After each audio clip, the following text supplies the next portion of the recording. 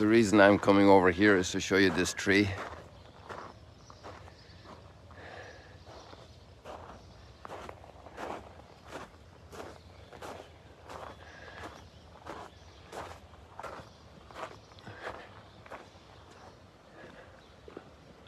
Our people are here calling the Pentecost tree. As you can see, the blooms, the red blooms are expanding.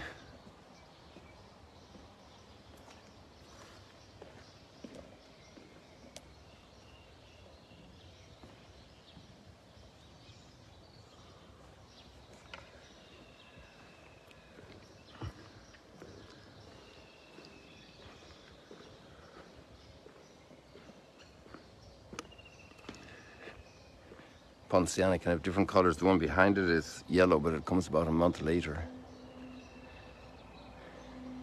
Or blooms about a month later. So people, here we are.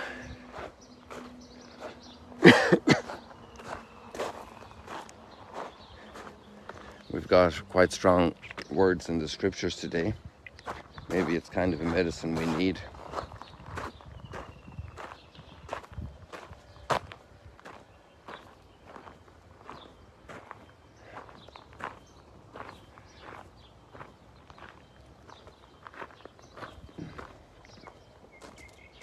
Sometimes the emphasis is on the spiritual, other times it's on the material. We have a leg in both worlds. When different elements are in anything, they need to be in the right balance, in the right place.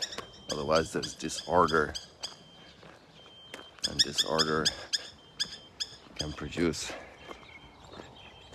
a lot of problems.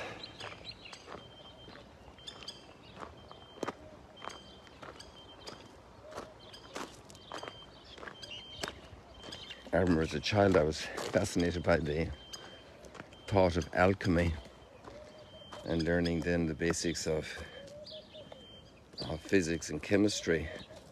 And I was thinking if we could find the way to turn a stone like this into gold. Or a bigger stone into gold.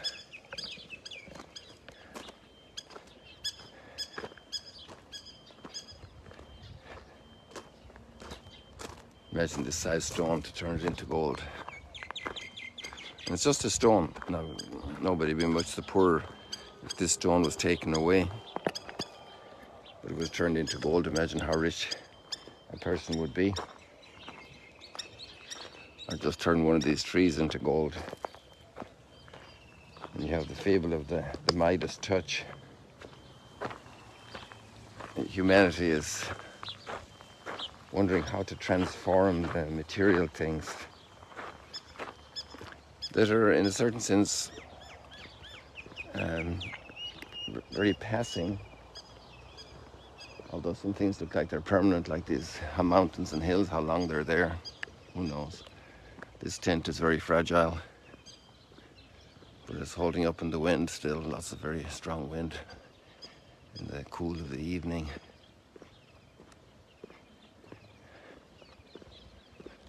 Turn the material things into lasting value.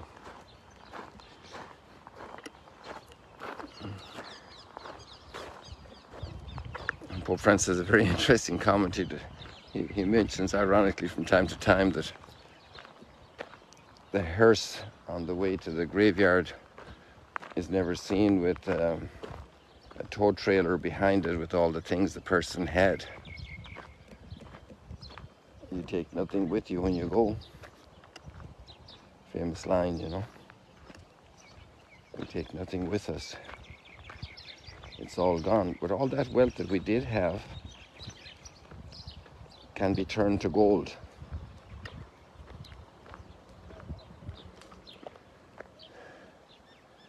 Maybe one of the keys is to realize that a human being is worth more than the entire material cosmos. I love that proverb. So much truth in that proverb. And you look around your house and the street in which you live and you say, well, I'm not Bill Gates.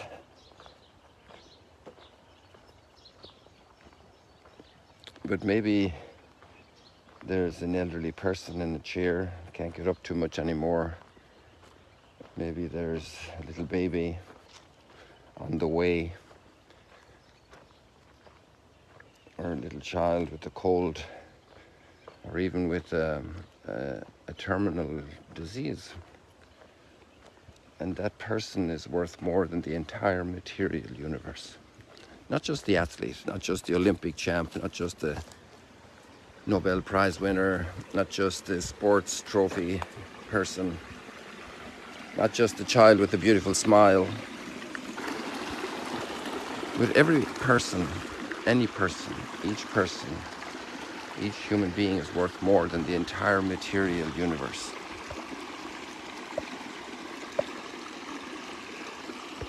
Worth more than the cosmos. And our Christian teaching develops that as well, about the world is passing. And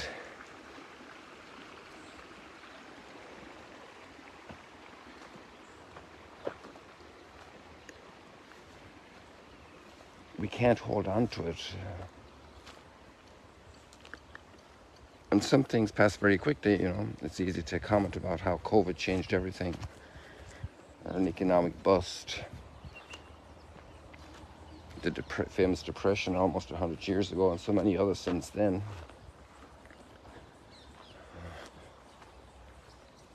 People invest in a certain country a lot of money, and then there's a war, and suddenly all the investments are lost.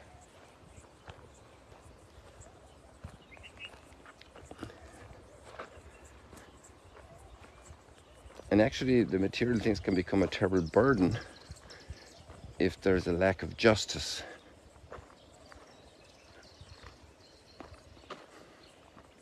Justice is putting everything in its proper place, in its proper order, to give it its due, what it's supposed to have, especially relationships. And if somebody exploits the poor, uses slave labor, leaves people in misery who were owed proper wages, then that kind of wealth is not just sitting there, it's actually crying out to heaven, because it's not with its proper owner. It's interesting how all the prophets speak about this issue. And the first vow religious people take is poverty. It's the ordering of wealth, because we don't own anything anyway.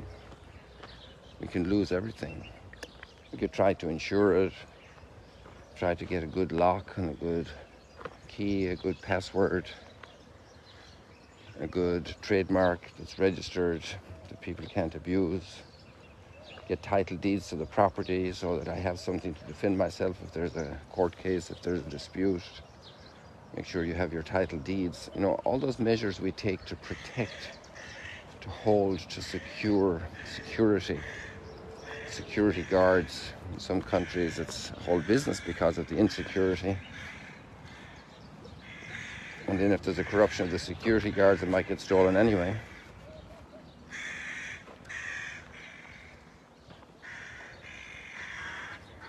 So they're in that whole context of material things. We can read these words of James' letter. Come now, you rich, weep and wail over your impending miseries.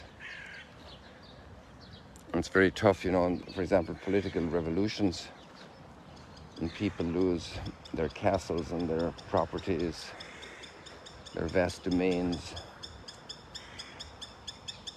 Actually, another interesting little comment also to keep in mind is spoiling children with material things. And I think a lot of the top rich of the world have learned that in the last 50, 100 years, that leaving major inheritances to children can ruin them.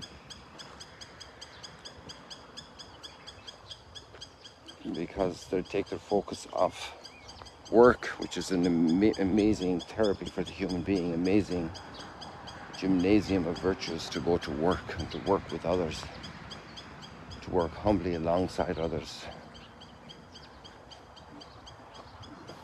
to work with people of different talents in different areas, all learning and growing and building capacity.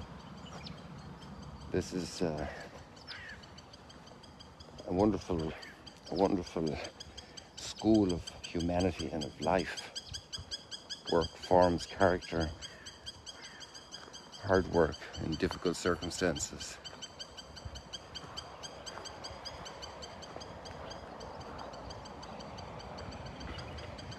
Work that doesn't bring all the fruit one anticipated. A lot of frustrations in farming, in investing in business, in developing products. The market collapses. A heavy frost comes and destroys all the tomatoes. Storm comes and knocks down the grain like the Debbie, how was it, Debbie, it wasn't a hurricane. It was a gale force 8 storm that ruined some of our crops at home when I was a little child in the very early 60s. Knocked down a bunch of ash trees on our farm, and thanks be to God, there was one ash tree that fell and there were calves sleeping there on the grass, and not one of them was hit by the tree when it fell down. We were so grateful.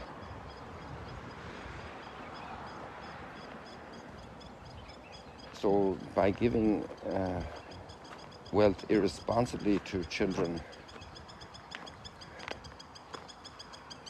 and another feature of wealth management in our time is in the rise of the social state, which in principle is a great thing to help people that were affected by major switches in the economy, and people lost their jobs and they were out of a living and they were going hungry, couldn't pay for their houses, they were being evicted. And you had the rise of the social state, a type of a national insurance to make sure people would not be left abandoned. And that's an extraordinary, wonderful expression of solidarity. But then when people start to abuse the social net, and that can be done also for political gain by certain political tendencies, then people become dependent and lose their own creativity, their own ability to work. They have to retrain for work and they don't like doing that, and for a different kind of work and they don't like doing that.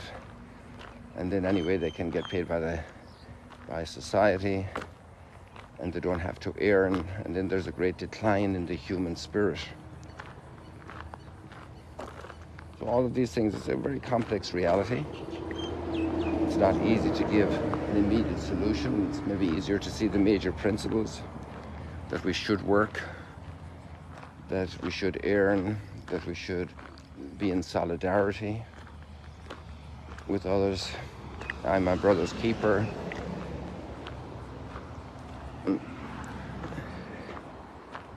The exercise of prudence and all of the virtues.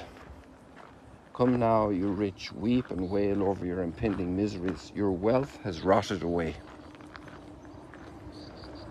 Think of all the people who had houses mortgaged at high valuations because of economic booms.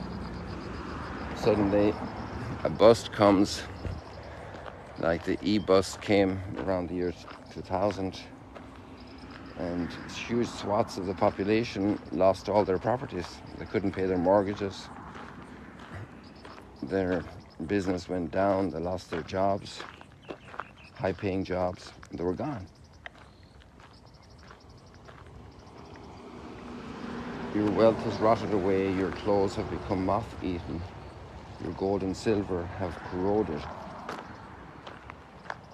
And that corrosion will be a testimony against you, because when we have wealth, we have to see, well, who contributed that wealth? Where did it come from? What responsibility comes with the wealth?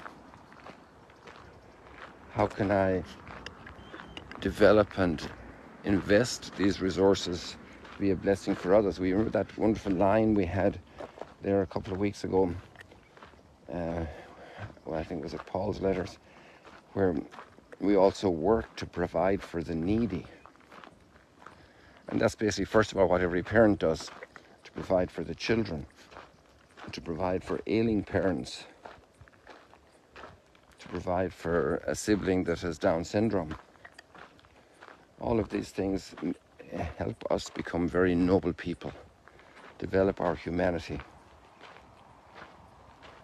Behold, the wages you withheld from the workers who harvested your fields are crying aloud. A lot of cheap labor, injustice. The cries of the harvesters have reached the ears of the Lord of hosts. You have lived in luxury and pleasure. And that's always a good question. It's wonderful to be able to celebrate great occasions, but actually the soul does better when we live austerely. It's good to have moments of celebration. Yesterday we had a lovely birthday party for the twins. They were born a year ago yesterday as preemies, but now they've, thanks be to God, they were 2-month preemie, but they have come very, very well and done very well. Thanks be to God. Incredible investment of personal attention of the parents, obviously of medical staff and their families helping, many friends helping. It's amazing how life can be favored.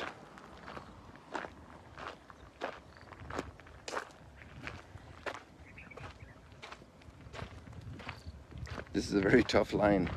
You have lived on earth in luxury and pleasure. You have fattened your hearts for the day of slaughter. You know, the prophets, the prophetic language in here in James' letter, it's in the line of the Amos and these biting prophets that really, you know, it's like people call it a truth bomb that comes in and shatters a world where we thought we had total security, but because there was deep injustice, then that security is already undermined. If you want peace, have justice. If you're cutting up the ice cream block for the children and you give one a bigger piece, then you know you're going to have civil war in the family. Just a very basic application of fairness and peace in the family. Well, there's an awful lot more in these readings, people. Blessed are the poor in spirit, the kingdom of heaven is theirs. Our Psalm 49, we were there yesterday as well in earlier verses. The blessed, the poor in spirit is obviously Matthew in the Beatitudes. This is the way of those whose trust is folly.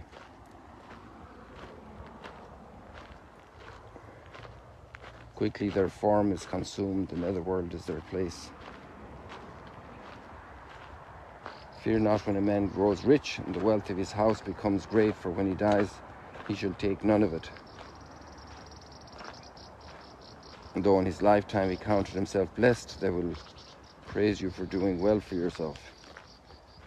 He shall join the circle of his forebears who shall never more see the light. So there we're in a time before the resurrection, revelation in full, before that great blessing of light that has risen and illuminated our lives way beyond death to eternal glory. Just helping any little person in need, and the creator of the universe says, you did it for me. What an amazing, amazing reality. Maybe we say goodbye with this beautiful purple heron here perched on this rock. Imagine if we move a little closer, it will fly away. And we'll see it spread its wings. There we go. Nice flight there. Yes, excellent. People, God bless you. See you later, alligators. Here. I can't see the southern cliffs, but we're down that direction of Mount Arbel. God bless you. At the latest.